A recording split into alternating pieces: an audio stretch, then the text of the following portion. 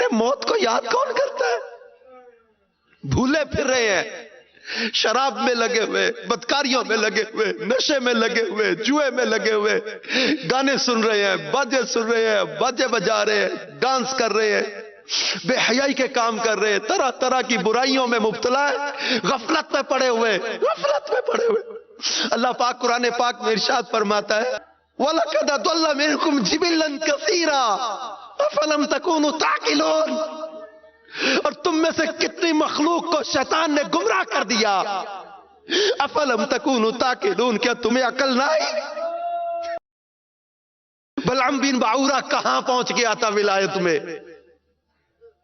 عبادت کا عالم یہ تھا، اس کی دعا جو مانگتا تھا قبول ہو جاتی تھی، زمین پر بیٹھا لوح محفوظ دیکھ لیتا تھا۔ ولایت کے کس درجے پر پہنچ گیا تھا، مگر اس کا خاتمہ کیسا ہوا؟ آخری وقت کیا انجام ہوا اس کا؟ کتے کی طرح زبان لٹکی، کفر کی حالت میں مر گیا، برباد ہو گیا، ذلیل اور رسوا ہو گیا۔ ارے ہم تو نیکی کے نون کے نقطے تک نہیں پہنچ سکے، جو 4 سجدے کیے بھی تو ان میں اخلاص کہاں ہے؟ اس میں بھی کہیں دکھلاوا، کہیں ریاکاری، کہیں دل کہیں گم ہے۔ ہماری تو حالت ہی عجیب ہے۔ اے میرے پیارے پیارے اسلامی بھائیوں، ہمارے آقا مدینے والے مصطفیٰ صلی اللہ علیہ وسلم نے اسلام سے وابستہ ہونے والوں کو کفر کی تاریکیوں سے بچنے اور کفر سے ہمیشہ بیزار رہنے کی ترغیب دلائی۔ چنانچہ فرمان مصطفیٰ صلی اللہ علیہ وسلم ہے 3 خصلتیں ایسی ہیں جس میں یہ ہوں گی وہ ان کے سبب ایمان کی مٹھاس پالے گا، جس کے نزدیک اللہ پاک اور اس کے رسول صلی اللہ علیہ وآلہ وسلم دوسروں سے زیادہ محبوب ہوں، جو کسی بندے سے محبت کرے اور اس کی محبت صرف اللہ پاک کے لیے ہو، اور وہ جو اللہ پاک کے اسے کفر سے نکالنے کے بعد کفر میں لوٹنے کو اسی طرح ناپسند کرے جس طرح آگ میں ڈالے جانے کو ناپسند کرتا ہے۔ جس کا کفر پر خاتمہ ہوگا وہ عذاب قبر میں تو گرفتار ہوگا ہی ہوگا، اس کے ساتھ ساتھ ہمیشہ ہمیشہ کے لیے جہنم میں بھی جانا پڑے گا۔ اور جہنم کے بارے میں صدر الشریعہ مفتی امجد علی اعظمی نقل کرتے ہیں حضرت جبرائیل امین علیہ السلام نے بارگاہ رسالت صلی اللہ علیہ وسلم میں قسم کھا کر عرض کی اگر جہنم سے سوئی کے ناکے کے برابر سوراخ کھول دیا جائے تو تمام زمین والے اس کی گرمی سے مر جائیں، اور قسم کھا کر کہا اگر جہنم کا کوئی داروغہ اہل دنیا پر ظاہر ہو تو زمین کے رہنے والے سب کے سب اس کی ہیبت سے مر جائیں، اور قسم کے ساتھ جبریل امین نے کہا کہ اگر جہنمیوں کی زنجیر کی ایک کڑی دنیا کے پہاڑوں پر رکھ دی جائے تو کانپنے لگے اور انہیں قرار نہ ہو یہاں تک کہ نیچے کی زمین تک دھنس جائے۔ یہ دنیا کی آگ خدا سے دعا کرتی ہے کہ اسے جہنم میں پھر نہ لے جائے، مگر تعجب ہے کہ انسان جہنم میں جانے کے کام کرتا ہے اور اس آگ سے نہیں ڈرتا جس سے آگ بھی ڈرتی ہے اور پناہ مانگتی ہے۔ اے میرے پیارے پیارے اسلامی بھائیوں، اللہ تبارک و تعالی نے ہمیں ایمان کی دولت دی ہے، اس کی حفاظت کی فکر کرے۔ اگر یہ ایمان چلا گیا نا اور دوزخ میں ہمیشہ ہمیشہ جانا پڑے گا، اور اس میں گدے کی آواز کی طرح لوگ چلا کر روئیں گے، ابتداءً آنسو نکلے گا، جب آنسو ختم ہو جائیں گے تو لوگ خون روئیں گے،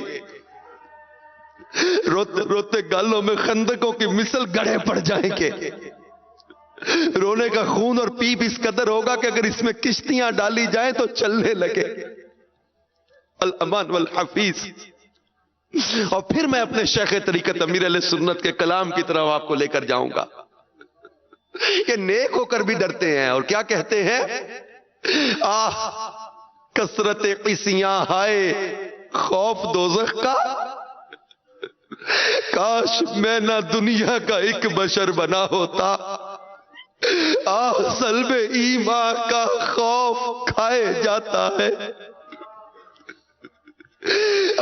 सल्ब ईमान का खौफ खाए जाता है। काश कि मेरी मां ने ही नहीं जना होता। आखिरी वक्त जब आता है तो शैतान तरह तरह के हथकंडे इस्तेमाल करते हुए माँ बाप का रूप धार के कभी ईमान पे डाके डालता है, कभी मरने वाले के सामने नज़ा के वक्त उसके प्यारों की सूरत में आकर कोशिश करता है कि ये मरने वाला यहूदी मरे या नसरानी मजहब इख्तियार कर ले, तो कभी ईमान छीनने की कोई चाल चलता है। यकीनन वो ऐसा नाजुक मौका होता है कि बस जिस पर अल्लाह पाक का खास करम और एहसान हुआ वही कामयाबो कामरान होता है और उसी का ईमान सलामत रहता है। इमाम अहले सुन्नत ने भी इसका तस्करा किया है। लिहाजा मेरे प्यारे प्यारे इस्लामी भाइयों, हम अपने रब अज़्ज़ा वजल से दुआ मांगते रहे कि या रब्बे करीम हमें आखिरी वक्त में अपने महबूब के जलवों में कलमा तैयबा पढ़ते हुए ए मौला हमें ईमान की सलामती वाली मौत अता फरमाना। बहुत नाजुक मामला है, बहुत नाजुक मामला है। आखिरी वक्त में जब वो सल्ब ईमान का खौफ ये हमारे बुजुर्गों को रुलाता था।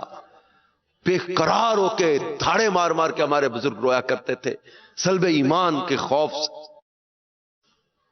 लिहाजा हमें इस बात का एहसास रखना चाहिए कि अल्लाह पाक ने जो नेमत दी है इसकी कदर करें और अल्लाह पाक जल्ला शानू से दुआ भी मांगते रहें।